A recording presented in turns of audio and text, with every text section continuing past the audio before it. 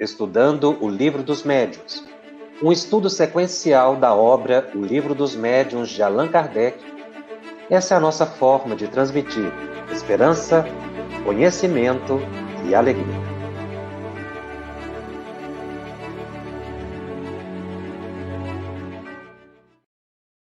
Olá! Começando mais um programa, o programa 13 da série Estudando o Livro dos Médiuns. E hoje, dando continuidade ao capítulo 1 da segunda parte de O Livro dos Médiuns, quando Allan Kardec analisa o tema ação dos espíritos sobre a matéria. Allan Kardec, neste capítulo, mostra as diferentes formas de ação dos espíritos sobre a matéria, iniciando uma reflexão de como ela ocorre, porque o tema vai permear vários capítulos de O Livro dos Médiuns, quando se analisa a questão dos fluidos, a questão do perispírito. Mas nós estamos como que nesse primeiro capítulo, lançando as bases que poderíamos dizer de uma teoria geral da ação dos espíritos sobre a matéria e verificando como isso ocorre e as diferentes formas. Kardec menciona que diante de tantas comprovações da ação dos espíritos sobre a matéria, ou a possibilidade dos espíritos se comunicarem, que para negar tudo isso, só mesmo o ceticismo, ou seja, você entrar numa postura de duvidar de tudo, de não aceitar nenhuma argumentação ou negar aquilo que se está à evidência. Ele também coloca que o materialismo, ele diz, o materialismo do nosso século, ele já identificava um materialismo no século XIX, consequente de um avanço do saber científico que buscava considerar apenas o concreto, o palpável, aquilo que os sentidos poderiam registrar. A matéria, num plano mais denso. O que Allan Kardec conseguiu evidenciar no estudo da realidade espiritual, e ele coloca em O Livro dos Médiuns, é que a palavra matéria precisa ser melhor entendida. Existem diversos níveis de matéria ainda desconhecidos, e realmente do século XIX até hoje, a ciência progrediu imensamente no sentido de identificar outros estados da matéria, mas ainda estamos longe de identificar aquele estado de matéria que compõe o perispírito, que compõe as construções do mundo espiritual. Mas ele diz que falar do ceticismo e falar do materialismo são meras análises ou discussões teóricas, filosóficas.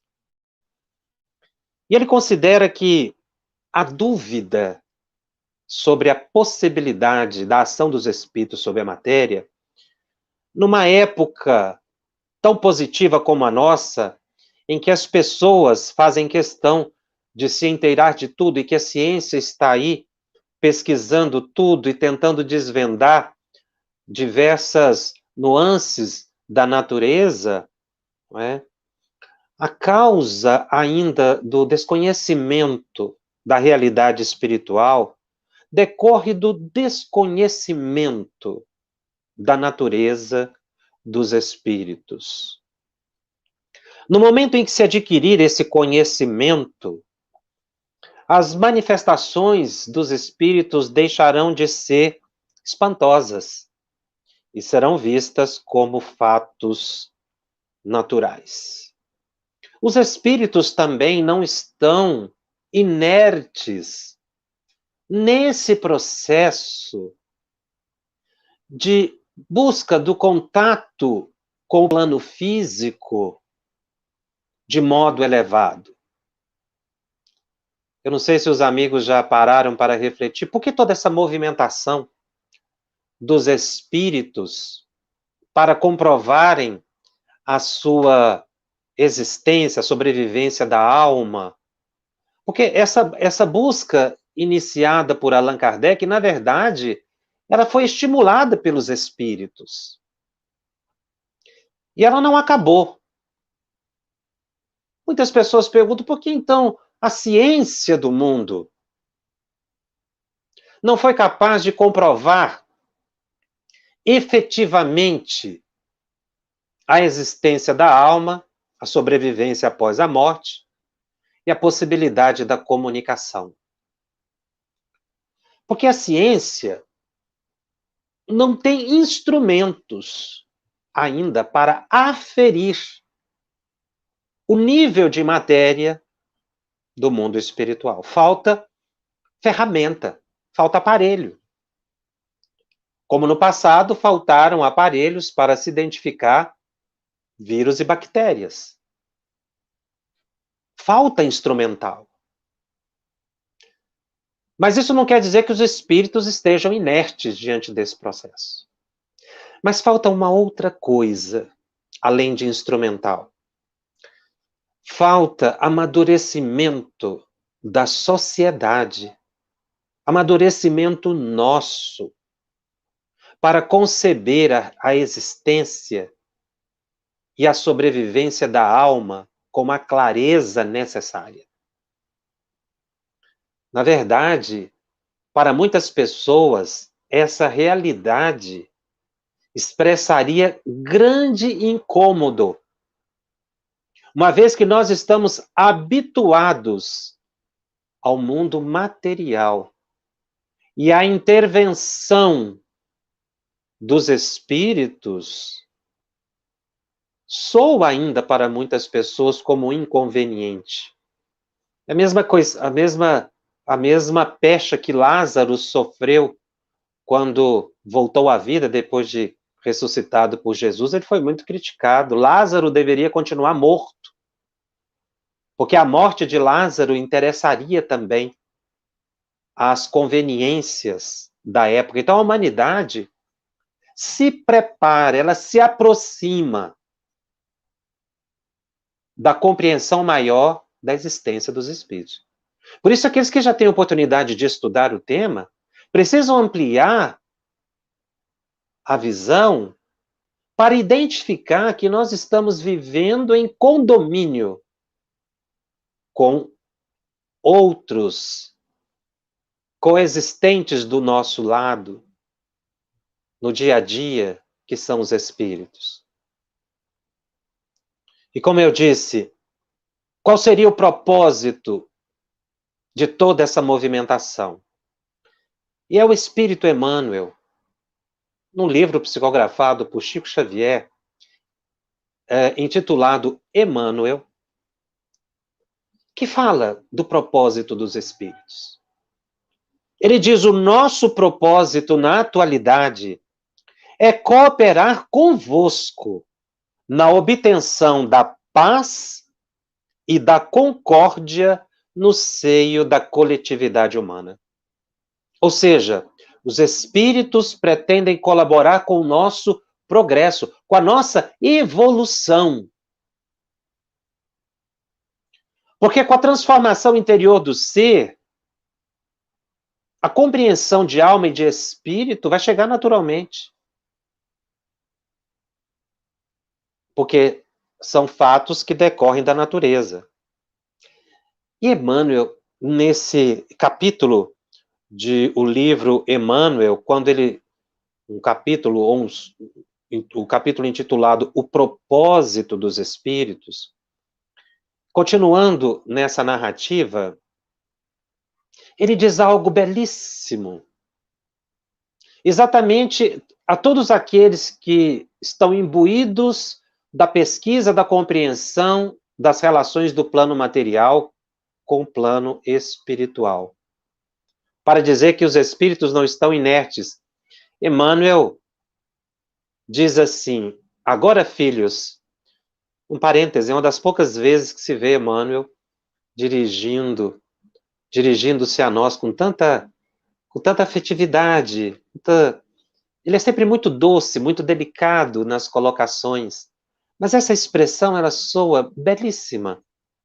Agora, filhos, já não são mais os homens os donos do trabalho, os senhores absolutos da tarefa, tomando por seus companheiros os de boa vontade, que se acham aí no planeta, buscando o aprimoramento anímico e psíquico por onde se encontrem, são os gênios do espaço, que sob a égide do Divino Mestre, vêm proclamar, por entre as sociedades terrenas, as consoladoras verdades, as grandiosas verdades. Os espíritos sempre estiveram com as rédeas nas mãos desse processo de espiritualização do planeta. Esse livro foi psicografado por Chico Xavier. Reencarnaram médiuns de excepcional qualidade, que deram condições aos espíritos de avançar no entendimento das nossas relações com os espíritos e da ação deles sobre a matéria, como Chico Xavier, Ivone Pereira, Divaldo Franco. Para citar apenas os três, mas existem outros. Outros que não ficaram conhecidos do grande público, mas que se compõem, ou compõem esse grupo que Emmanuel menciona, que são os instrumentos para o surgimento das consoladoras e grandiosas verdades. E Emmanuel continua dizendo, já agora, não mais se poderá abafar o ensinamento no silêncio obscuro dos calabouços. Porque uma nova concepção do direito e da liberdade felicita as criaturas. Em razão disso, os túmulos falam. Os mortos voltam da sombra e do amontoado das cinzas, para dizer-vos que a vida é o eterno presente. E que a imortalidade, dentro dos institutos da justiça incorruptível, que nos observa e julga, é um fato incontestável. Dentro do pensamento de Allan Kardec, esse exatamente, de que o materialismo, o ceticismo, vem impedindo que se compreenda a verdadeira natureza dos espíritos, Emmanuel vem explicar exatamente isso. Que já estamos numa fase em que é impossível cerrar totalmente os olhos para essa realidade, a menos que haja um desinteresse total. E encerrando esse belíssimo capítulo do livro Emmanuel, Emmanuel faz um apelo aos médiuns. Apelo é mais do que um pedido. É quase que uma súplica. Um espírito elevado como Emmanuel, ele faz um apelo. Ele diz assim aos médiuns: auxiliai-nos, trazendo-nos o concurso da vossa boa vontade, de vosso querer. Ajudai-nos em nossos propósitos benditos de reedificação do templo de Jesus, cujos altares os maus sacerdotes se descuidaram, levados pelos cantos de sereia da vaidade e dos interesses do mundo. É o apelo de Emmanuel. Para que a gente trabalhe com querer e com boa vontade, sem imposição, sem ouvir o canto da sereia, expressado na vaidade e nos interesses do mundo. O médium ostensivo, que reencarna para colaborar com os médiuns que não são ostensivos, tem inscrito na sua consciência os dizeres de Emmanuel, porque reencarnaram com essa tarefa de colaborar com os gênios da alta espiritualidade. Mas Allan Kardec continua a sua análise agora no item 53 de O Livro dos Médiuns, analisando por que as pessoas não compreendem bem a natureza dos espíritos. Nós precisamos estudar muito a natureza dos espíritos. É o que estamos buscando desvendar. A ideia, diz Kardec, que geralmente se faz dos espíritos, torna à primeira vista incompreensível o fenômeno das manifestações. Qual é a ideia que geralmente se faz dos espíritos? Que eles são uma abstração. Que eles são vagos e imprecisos, cujas presenças não podem ser comprovadas, porque eles são incapazes de ferir, ou seja, de fazer com que os nossos sentidos os percebam. Este é o grande engano. Porque não é assim. Os espíritos podem sim, e o fazem, estimular os nossos sentidos para percebê-los. As mais das vezes nos dirigem, sem nós sabermos. E Kardec continua: como estas, ou seja, as manifestações não podem dar-se senão exercendo o espírito ação sobre a matéria, no caso das manifestações intelectuais, a mente de uma pessoa, ou nas manifestações físicas, uma aparição.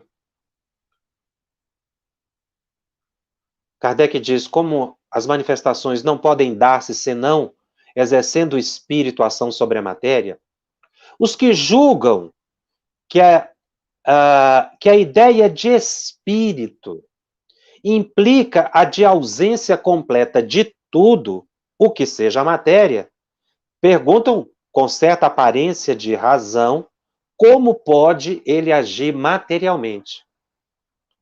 Então, compõe a natureza do espírito algo de material. Ele não é imaterial. Na verdade, o espírito mesmo, a essência, não se sabe o que ele é. Mas que ele é revestido de uma matéria, ele é. Quando se deixa o corpo por ocasião da morte, não se sai despido de todo o envoltório material. Todos os espíritos dizem que conservam a forma humana. E, de fato, quando nos aparece, é sob essa forma que os reconhecemos. Então, as pessoas não compreendendo que existe o perispírito, que esse envoltório material do espírito, realmente imaginam que o espírito é algo fugaz, imaterial, imaginário, porque eles não podem atuar sobre a matéria. A questão é que os espíritos também têm um limite de atuação sobre a matéria, porque muitas pessoas ficariam completamente perturbadas se elas percebessem com clareza os espíritos que a rodeiam. Veja no cotidiano. Se a gente tivesse essa dupla vista permanente, né? Como alguns médiuns revelaram que tiveram, e nós vamos ver aqui alguns exemplos nesse caso, para muitas pessoas seria perturbador. Por quê? Porque normalmente nós nos aproximamos de espíritos de nossa categoria inferiores. Mas eles podem atuar para se apresentarem, e o fazem. Não é? Para algumas pessoas chega ao ponto de causar perturbação realmente. Mas falando da generalidade do planeta, há um limite da comprovação da existência dos espíritos para que a humanidade avance um pouco mais em moralidade, em conhecimento de espiritualidade, para que eles possam se apresentar. Como se apresentaram a médiuns com muita clareza no âmbito da mediunidade. E aí Kardec entra num assunto muito curioso. Ele diz assim: observemo-los atentamente, os espíritos, no instante em que acabem de deixar a vida, acham-se em estado de perturbação. Kardec identificava isso. Grande parte das pessoas que desencarnam, ao se verem libertos do corpo, entram em grave estado de perturbação. Tudo se lhes apresenta confuso em torno. Veem-se perfeitos ou mutilados, conforme o gênero da morte. O corpo que tiveram, não é, se exibe com muita clareza para o espírito. No entanto, embora eles vejam o corpo de um lado, sem ele poder agir sobre o corpo, porque já desligou-se dele, por outro lado, se reconhecem e se sentem vivos. A gente vê nas diversas manifestações relatadas por Allan Kardec em um livro, O Céu e o Inferno, e na própria Revista Espírita, que esse estado de perturbação existe. E Kardec vai explicar por que existe esse estado de perturbação, que nos ajuda a entender melhor a natureza dos espíritos, como as pessoas se encontram depois de desligarem do corpo. E daí, como equilibrar essas nossas relações com o mundo espiritual. Kardec, então, continua discorrendo sobre o tema, dizendo: alguma coisa lhes diz que aquele corpo lhes pertence. Os espíritos, nas reuniões mediúnicas que se assiste, dizem isso ainda na atualidade. Mas não compreendem como podem estar separados deles, do corpo físico. Porque a maioria das pessoas que desencarnam não entendem a desencarnação, não estudam os temas de alta espiritualidade. Alguns esperam que vão morrer e vão dormir, outros que vão para o céu, outros que vão para o inferno. Sem mencionar outras culturas, não é, orientais. Mas essa visão reduzida de mundo espiritual leva a graves perturbações.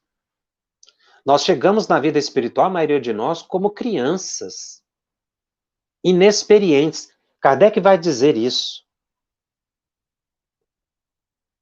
Continuam a ver-se sob a forma que tinham antes de morrer. E esta visão, em alguns, produz durante certo tempo singular ilusão, a de se crerem ainda vivos. Ele fala durante um certo tempo. A experiência nos mostra que esse tempo varia de pessoa para pessoa. E aí Kardec fecha a ideia dizendo o seguinte: falta-lhes, nós podíamos dizer falta a nós todos, né? Experiência com o novo estado em que se encontram, para se convencerem da realidade. Falta experiência. É muito interessante Kardec mencionar que falta experiência no indivíduo para estar no mundo espiritual de forma equilibrada. Ver o seu corpo, não se perturbar com isso. Muitos se desequilibram. E André Luiz tem um livro que desdobra esse parágrafo de Allan Kardec para a gente ver o tanto que é rica, são ricas as análises de Allan Kardec, que a gente vê espíritos como André Luiz, Emmanuel, Manuel Flamengo de Miranda e outros espíritos que escrevem capítulos inteiros, ou às vezes um livro inteiro, para desdobrar o pensamento do codificador. É por isso que nós precisamos ter à mão essas obras que nos esclarecem e que ilustram o pensamento síntese, porque, como eu disse, esse capítulo que nós estamos estudando, o primeiro da segunda parte, é como se fosse a teoria geral da manifestação das ações dos espíritos sobre a matéria, das manifestações dos espíritos, a teoria geral. O que quer dizer a teoria geral? Aqueles elementos basilares. Então, numa frase de Kardec, nós encontramos muito conteúdo.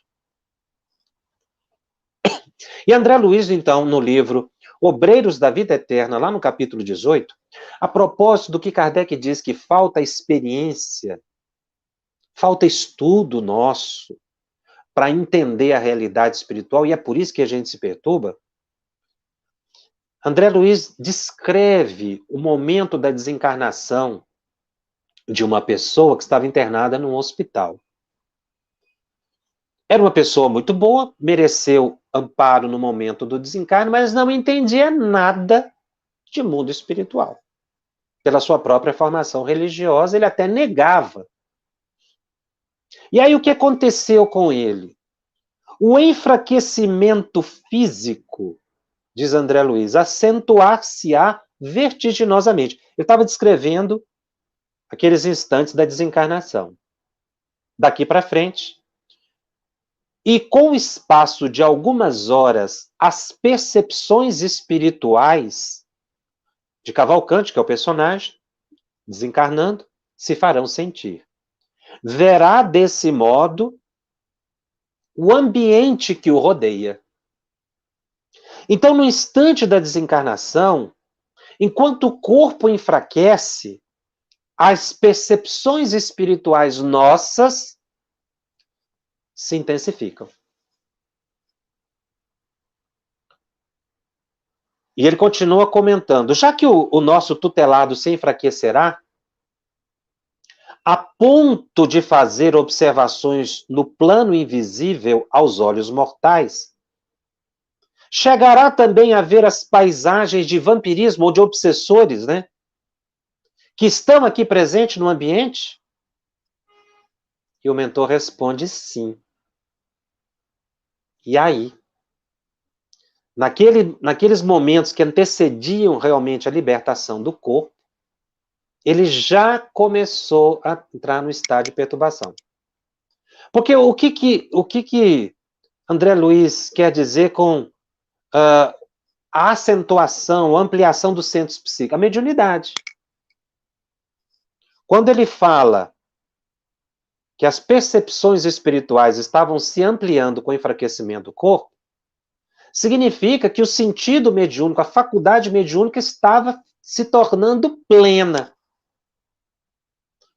Porque no momento em que a gente enfraquece fisicamente, a mediunidade vai para, no processo de desencarnação, o primeiro sentido que se abre na libertação do corpo é o sentido mediúnico. E aí ele descreve, o agonizante inspirava dó. Abriram-se-lhe certos centros psíquicos no avançado abatimento do corpo, e o infeliz passou a enxergar os desencarnados que ali se encontravam, não longe da condição evolutiva dele. Ele não era capaz de identificar André Luiz e os mentores, mas aqueles que estavam na mesma faixa, e aí ele começa a gritar. Estarei no inferno? Estou numa casa de loucos? São demônios, demônios! Olha só, o espírito mau está roendo chagas. André Luiz vai dizer nesse capítulo que os médicos e enfermeiros que estavam ali consideraram que era um delírio pré-morte, né? Mas, na verdade, ele não estava delirando, não. Ele estava vendo realmente a realidade espiritual. Porque ele não tinha nenhuma experiência, como diz Allan Kardec. Então, um espírito como esse, depois da desencarnação, se ele não tiver muito esforço no mundo espiritual para se melhorar, para entender a vida nova, ele poderá permanecer no estado de perturbação longo. Porque ele vai ver o corpo de um lado e vai se perturbar. Por que ele se perturba? Porque ele vê não só o próprio corpo, mas os espíritos que estão rodeando-o. Mas esse Cavalcante, esse personagem, era uma pessoa imbuída de muito amor. No seu viés religioso, ele era um bom religioso, porque toda religião busca fazer o homem de bem. Cavalcante aproveitou isso. Ele não tinha compreensão da realidade espiritual, mas tinha alta moralidade, tinha equilíbrio, o que conferiu a ele segurança no instante da desencarnação, ou proteção durante esse processo de desencarnação. Mas em André Luiz, curiosamente, vai mostrar que, na medida em que ele ia despertando lá na colônia espiritual, em que ele estava em tratamento, ele foi entendendo, ele começou a fazer uns certos questionamentos que mostravam muito bem como ele entendia a realidade espiritual. Eu vou ler um trecho aqui para nós vermos. Ele estava demorando, né, a reapossar-se de si, mas ele conversava sempre com aqui o personagem chamado Irmão Hipólito. Era um ex-sacerdote católico que estava colaborando ali no atendimento daqueles espíritos. Então, diz André Luiz, à medida que suas condições mentais melhoravam, apertava o cerco, ou seja, ele começava a questionar, a perguntar. Ele queria saber onde se localizava o céu, o inferno, pedia notícia dos santos, queria visitar aqueles santos que ele mais consagrava a devoção, rogava explicações do limbo, reclamava o encontro com parentes que já tinham desencarnado, pedia explicações sobre os sacramentos da Igreja Católica, comentava a natureza dos diversos dogmas, até que certo dia chegou ao despautério de perguntar se não lhe seria possível obter uma audiência diretamente com Deus na corte celeste. Tudo isso depois foi explicando aos poucos para ele, e ele foi tendo sensibilidade para entender. Mas quando a pessoa já tem estudo, já tem compreensão, nesse mesmo livro, lá no capítulo 19, André Luiz descreve o desencarne de uma outra pessoa, a Adelaide. Quem era a Adelaide? Adelaide era uma benfeitora da sociedade. Ergueu uma casa de acolhimento para crianças e educou e levou como se fossem seus filhos ao progresso centenas delas durante toda a vida.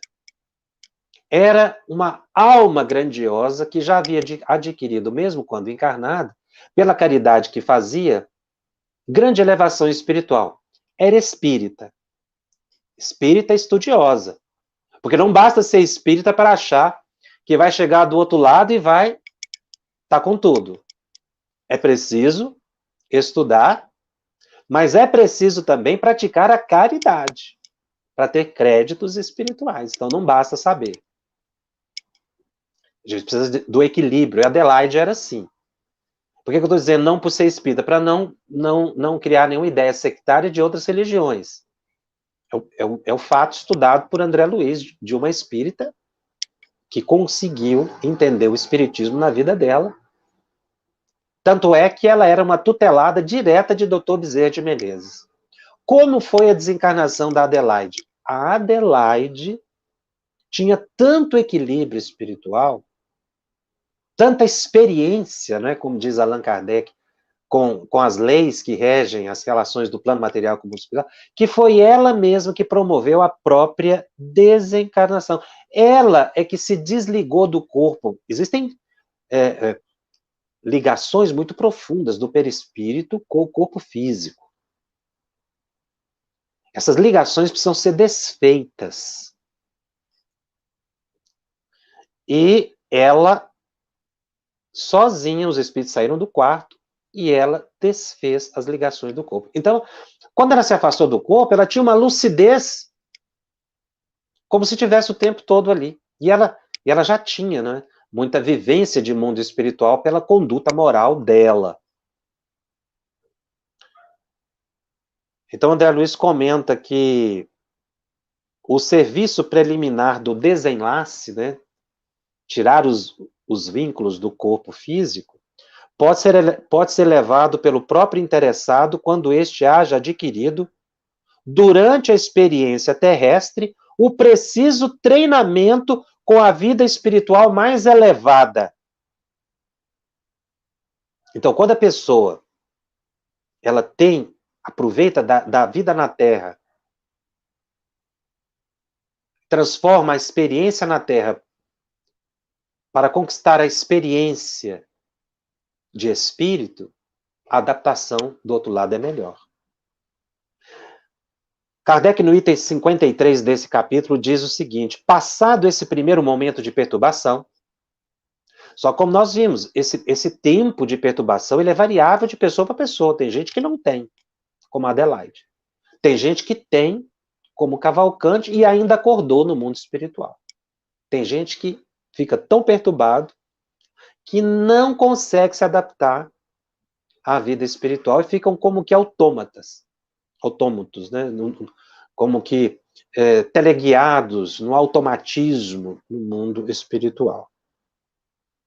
Passado esse primeiro momento de perturbação, diz Kardec, o corpo se lhe torna uma veste imprestável, de que se despiram e de que não guardam saudades. É esse o ponto que nós devemos chegar. Não guardar saudades, porque tivemos um bom aproveitamento. Agradecer o corpo que tivemos, foi o que a Adelaide fez. Agradecer o corpo que nos serve de espelho, porque nós precisamos valorizar o corpo. Cuidar do corpo, através da boa alimentação, dos bons pensamentos, dos bons hábitos. Então, Kardec vai tecendo análises genéricas do assunto e coloca: sentem-se mais leves, como que aliviados de um fardo. Nem todos. Não mais experimentam as dores físicas e se consideram felizes por poderem elevar-se, transpor o espaço, como tantas vezes o fizeram em sonho quando vivos. E aí Kardec coloca uma nota de rodapé, dizendo que os sonhos que a gente tem, quando a gente se sente flutuando, voando, é o que a gente vai sentir, ou que deveria sentir depois que desencarnar. Essa leveza que o espírito sente. Mas desde que nós nos libertemos dos interesses materiais. E aí sim, nós vamos afastar do corpo, não é? E não vamos nem sentir saudade. Vamos desligar de um fardo. Mas isso varia de pessoa para pessoa. Kardec estabelece as linhas gerais. Essa é a meta. A prática, na prática, o próprio Kardec vai demonstrar que ele identificava espíritos que não conseguiam ter um domínio mental suficiente.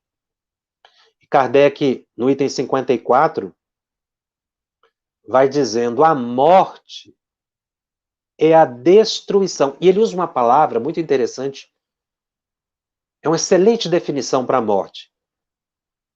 Ele diz: a morte é a destruição, ou antes, a desagregação do envoltório grosseiro. Então, o que é a morte? A desagregação do envoltório grosseiro, do invólucro que a alma abandona. O outro se desliga deste e acompanha a alma. Qual outro? O perispírito. Fica sempre com um envoltório. Este último, ainda que fluídico, etéreo, vaporoso, invisível para nós, em seu estado normal, não deixa de ser matéria. Os Kardec às vezes usam uma expressão, em alguns momentos ele fala matéria quintessenciada, porque falta palavra para definir esse estado de matéria, né? A gente precisa entender com segurança essa realidade espiritual para que a gente possa ter domínio sobre o perispírito, senão a gente vai ficar, como ele mesmo disse, alguns vão ficar muito tempo ainda em estado de perturbação, vendo as chagas do corpo, vendo as imperfeições. Aí Kardec faz uma observação sobre o perispírito muito importante. O perispírito desempenha tão grande papel na economia orgânica, dada a sua íntima ligação com o corpo físico, que ainda, não é, que interfere grandemente nos fenômenos fisiológicos e patológicos que a medicina está caminhando ainda para identificar. A medicina, quando ela apreciar ou chegar nesse ponto da compreensão perispiritual, haverá um grande avanço. E André Luiz comentando isso que Kardec fala, da ligação do perispírito com o corpo físico, ainda no livro Obreiros da Vida Eterna, ele diz: qualquer droga no campo infinitesimal dos núcleos celulares se faz sentir pelas propriedades elétricas e específicas. Qualquer medicamento que se toma atua no campo celular físico e no campo celular perispiritual. Combinar aplicações químicas com as verdadeiras necessidades fisiológicas constituirá o escopo da medicina no porvir. O médico no futuro aprenderá que todo remédio está saturado de energias eletromagnéticas em seu raio de ação. É a mesma coisa que Kardec fala no item 54 de O Livro dos Médiuns. A gente vê a interpretação que os espíritos dão ampliando o nosso entendimento. E André Luiz continuou: o perispírito, formado à base de matéria rarefeita, mobiliza igualmente trilhões de unidades unicelulares da nossa esfera de ação, que abandonam o campo físico saturados da vitalidade que lhe é peculiar. Então, quando a pessoa se afasta do corpo pela morte, essas unidades celulares, essas unidades unicelulares comentadas por André Luiz, ainda estão saturadas de vitalidade, de fluido vital. Ainda tem muito fluido vital. Daí os sofrimentos e angústias de determinadas criaturas para além da morte. Os suicidas costumam sentir durante longo tempo a aflição das células violentamente aniquiladas, enquanto os viciados experimentam tremenda inquietação pelo desejo insatisfeito.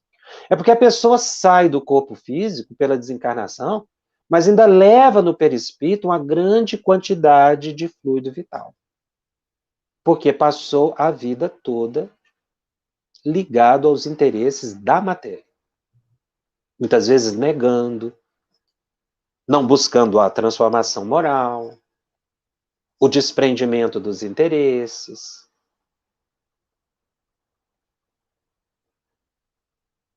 Então, nós poderíamos dizer que a evolução espiritual permite um maior domínio da forma perispiritual.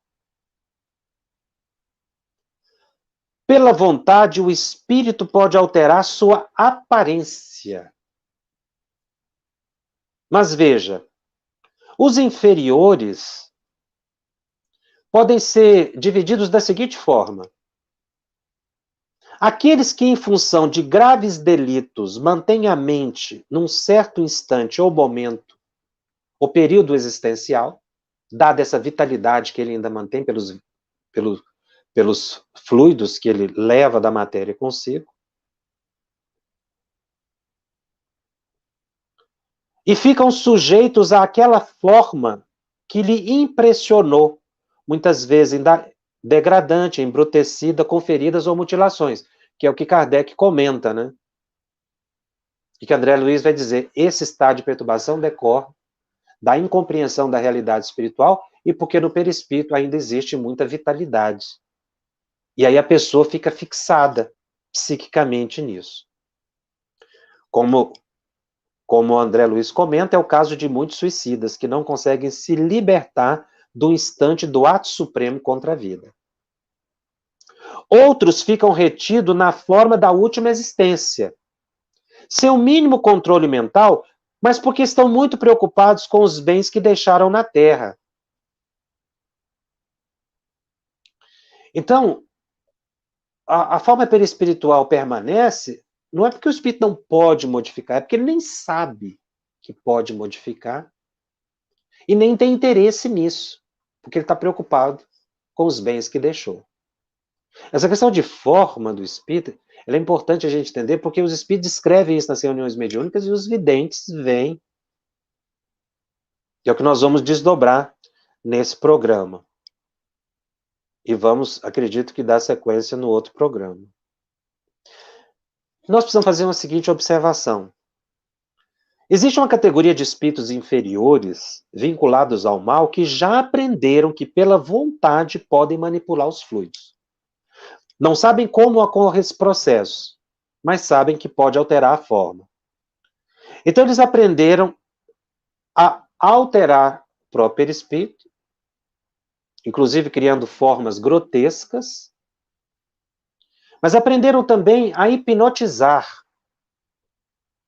E dessa forma eles criam formas mentais que impressionam os médiuns, projetando na mente deles imagens horrendas, como percebidos pela vidência. E também pelo mesmo princípio da hipnose, dominam outros espíritos.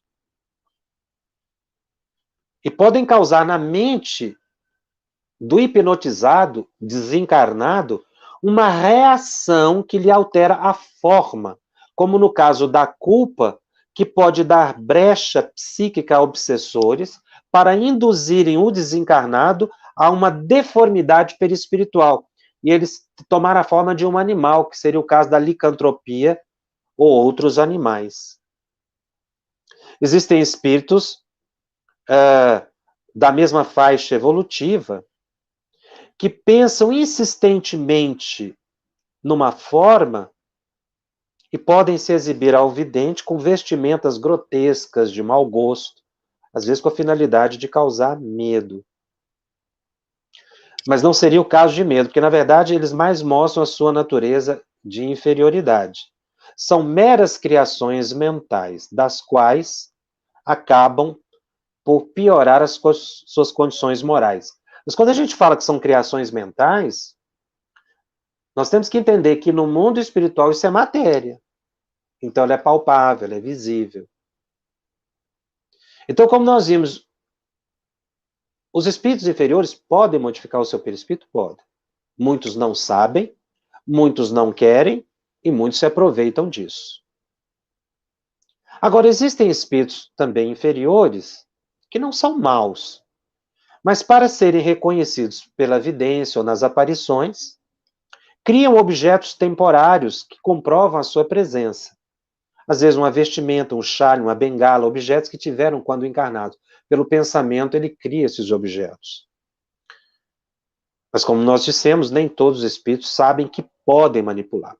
O que o espírito inferior não consegue efetivamente em relação ao seu perispírito é sublimá-lo, iluminá-lo, sem uma verdadeira transformação moral, dar-lhe leveza e se libertar da imposição das formas, atingindo um nível evolutivo diferente da dele. Ele não vai conseguir alçar os planos superiores, porque ele ainda está preso a essas questões de forma. Quando nós falamos isso, quer dizer, ele pode manipular a forma, mas ele não pode desligar-se dessas condições, essas injunções, pela sua inferioridade. Então, ele não pode se elevar e habitar as altas esferas dos bons espíritos que adquiriram isso pelo esforço. É por isso que se diz que os espíritos inferiores estão presos ao mundo das formas, né? Porque quanto mais se vai elevando em hierarquia espiritual, maior domínio se tem sobre as formas perispirituais. No entanto, menor é a preocupação do espírito com isso, porque ele já está num nível tal. que a gente não pode nem avaliar, ainda não temos informação de qual seria a forma dos espíritos sublimados. O Kardec diz que a forma será sempre humana, e isso é uma constante. A essência do espírito mesmo, Kardec coloca lá no item 55.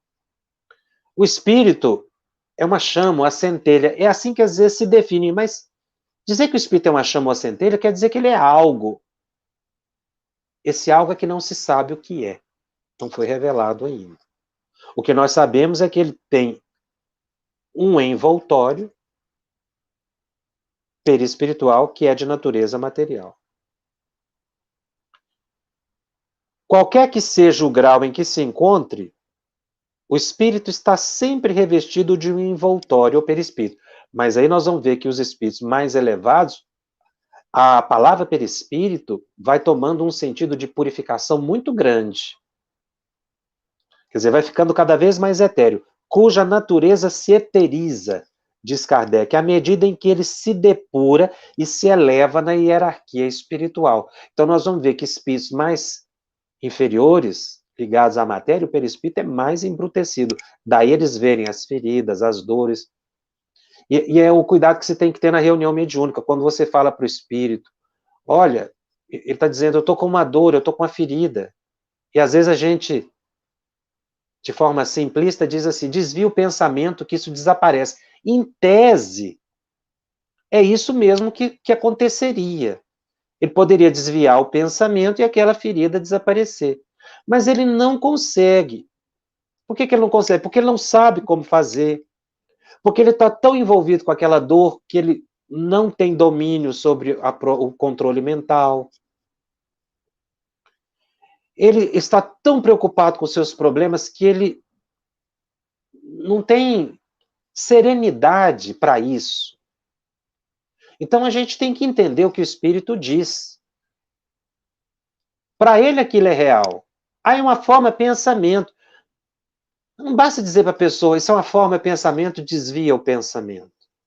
Eu tenho que tratá-lo no estado em que ele se encontra, que é o foco das preocupações que ele apresenta na reunião mediúnica.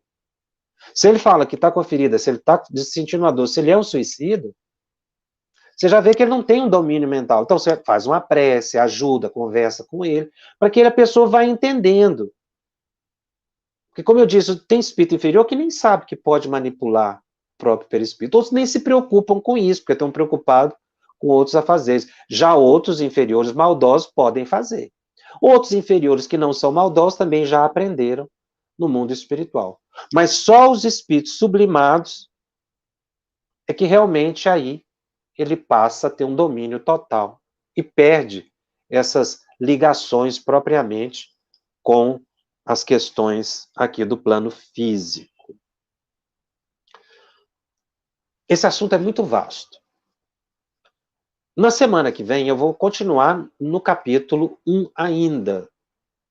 Mas eu vou trazer para nossa análise trechos do livro Devassando o Invisível.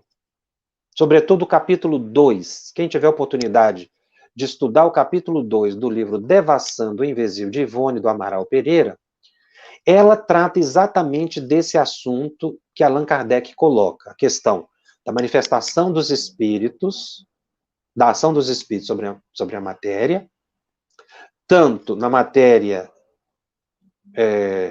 mais densa do nosso plano, como a matéria do plano espiritual, que é o perispírito. Porque Kardec faz um estudo amplo, a ação dos espíritos sobre a matéria. Ele está falando da matéria do nosso plano de encarnado, mas ele está falando também da matéria do mundo espiritual. Então, o título do capítulo é Ação dos Espíritos sobre a Matéria, nos diversos estados da matéria. Que às vezes a gente pensa que é só a matéria aqui, do plano físico, né? Não. É a ação do espírito sobre a matéria também do plano espiritual. Por isso que nós estamos falando das formas que o espírito adota, pode adotar, no plano espiritual. O que ele está fazendo? É a ação do espírito sobre o perispírito. É a ação do espírito sobre a matéria. A matéria no caso do mundo espiritual. Criação de objetos, criação de casas, criação de alimentos e a própria mudança perispiritual. Então, a Ivone, ela faz um estudo belíssimo de pesquisa, porque ela também era uma pesquisadora, auxiliada por elevados mentores, e que nós vamos estudar esse capítulo mencionado com vagar, para que a gente possa ilustrar bem e entender essa teoria geral da ação dos espíritos sobre a matéria, agora, numa visão mais transcendente, entendendo os diversos níveis de matéria. Tanto a matéria densa, do plano efetivamente físico, como a matéria sutil do plano espiritual mais próximo do nosso nível, como a matéria que existe nos planos superiores, o que a gente pode saber, que é muito pouco desse nível, mas alguma coisa a gente sabe, não é? Porque Deus criou espírito e matéria. E essa matéria, ela vai, como nós falamos no fluido cósmico universal, vai tomando estados os mais diferentes que se imaginar. Então, quando a gente estuda esse primeiro capítulo aqui da segunda parte, a ação dos espíritos sobre a matéria, eu não posso pensar que eu estou falando só de aparição, de psicografia, psicofonia, não. Aqui, Kardec está falando do pensamento do espírito, atuando, sim, sobre o corpo físico, nas aparições, nas psicografias, mas também atuando no mundo espiritual, o que pode trazer para o espírito equilíbrio ou perturbação.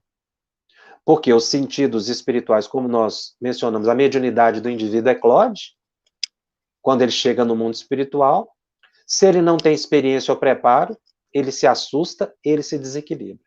Por isso que nós precisamos estudar bastante. Para a gente, quando chegar do lado de lá, não assustar tanto. Vamos ver se tem algumas perguntas aqui que nos foram feitas, sempre convidando os companheiros para apresentarem as suas dúvidas lá no Telegram. Muita pergunta. Podem reproduzir essas perguntas lá no Telegram, que nós vamos responder. Às vezes não dá para responder tudo aqui ao vivo. Mas o programa que vem, que vai ser a terceira parte desse primeiro capítulo, né, do Livro dos Médios, da segunda parte do Livro dos Médios, o terceiro programa estudando esse capítulo, nós vamos detalhar mais isso aqui, viu? Eu sei que surgem muitas dúvidas, mas a gente está indo devagar, explicando aos poucos. Agora nós já entendemos a questão da matéria, que o pensamento atua em tudo, e nessa teoria que Ivone vai apresentar no Devação do Invisível, as nossas dúvidas vão ser bastante esclarecidas, porque nós vamos explicar a questão dos espíritos inferiores e superiores. A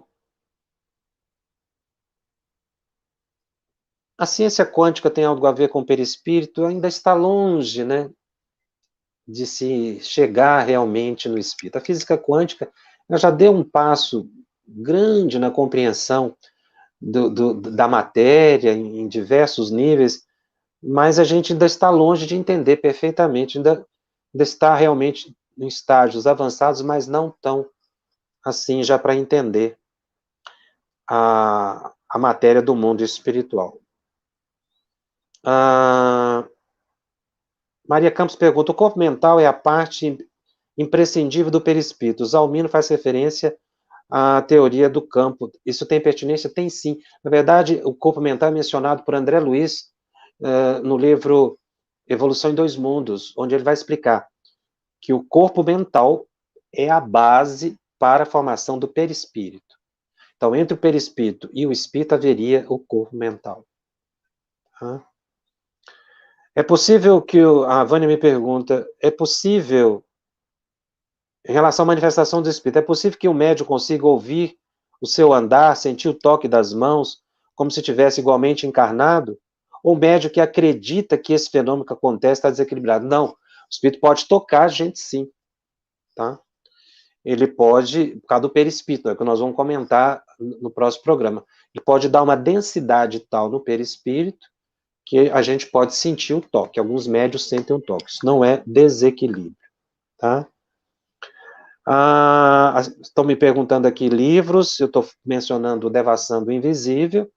Nós temos essa matéria no Evolução em Dois Mundos e no Mecanismo da Mediunidade. Mas a base é Allan Kardec. Vamos entender bem esse capítulo para a gente entender essas relações dos espíritos, ou as nossas relações com a matéria. Nós vamos ficando por aqui, espero essas perguntas todas lá no Telegram, você é nosso convidado. Lembrando sempre que o nosso estudo está disponível em podcast, no canal da FEB, no Spotify e nas demais plataformas de áudio streaming. Os nossos programas semanais ficam gravados e disponíveis gratuitamente. Divulgue, compartilhe para aqueles que não puderam assistir ao vivo.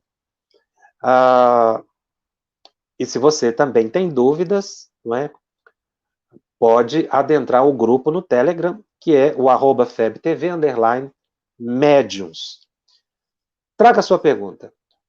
O Telegram fica aberto 2 dias a semana, na terça e na quarta-feira, depois fecha para perguntas, para que a gente possa responder todas as perguntas de forma sequencial e ordenada. Eu te encontro lá para a gente conversar mais um pouquinho. E na próxima semana, a próxima terça-feira, às 20 horas, dando continuidade ao estudo de O Livro dos Médiuns. Até lá. Estudando o Livro dos Médiuns.